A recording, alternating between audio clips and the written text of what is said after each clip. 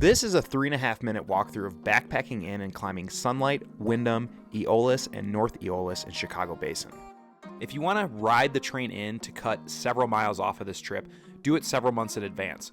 We didn't do this and hiked the 15 miles into Chicago Basin, and in my opinion, it was a pretty boring trail. Now you can't camp at Twin Lakes that lay just below the 414ers, so we camped about a quarter of a mile before the turnoff of a trail that goes up to Columbine Pass. There's a lot of great campsites here. After waking up early, we made the climb up to Twin Lakes and decided to hit Windom first.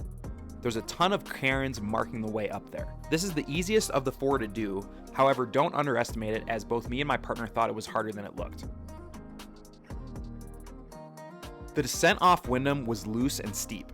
We decided to bisect the two trails leaving it and travel on the more stable boulders, which worked super well. A way to maybe get off Windom that we might have found is going down these big rocks on this spine instead of taking these loose gravel steep crap here. The route up to Sunlight was a super fun Class 3 scramble.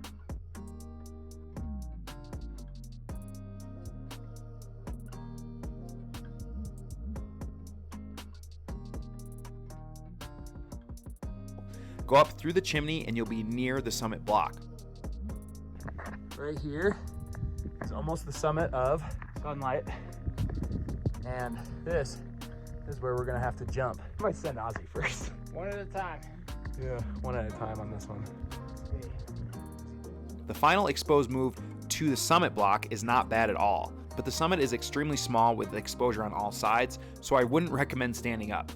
Now the move back down to the rock that you jumped from was definitely harder and got into my head. There's a large space between the rocks, but it's just far enough that your leg can't reach it, and the angle of the rock that you're on slants down, making it impossible to scoot down to extend your leg further. Add in that if you screw this jump up at all, you're screwed on all sides and the landing zone is extremely small, and so you may not consider even going for the main summit block at all. My buddy actually had to come up and show me how he did it, which was basically crouching down and aiming for the small dish on the left, then grabbing the rock horn. On the descent down from Sunlight, you can stay skiers right and go down a loose-ish gully as you aim towards Twin Lakes. Retrace your steps back to Twin Lakes and head up to North Eolus, which was the easiest of the four due to its relatively speaking clean trail. The last 75 feet has a fun Class 3 scramble.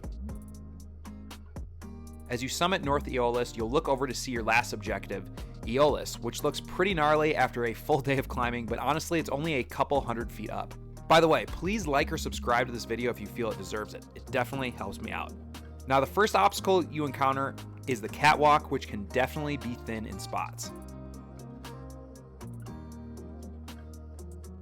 After crossing that, we got Beta to stay left instead of heading straight up, which we did.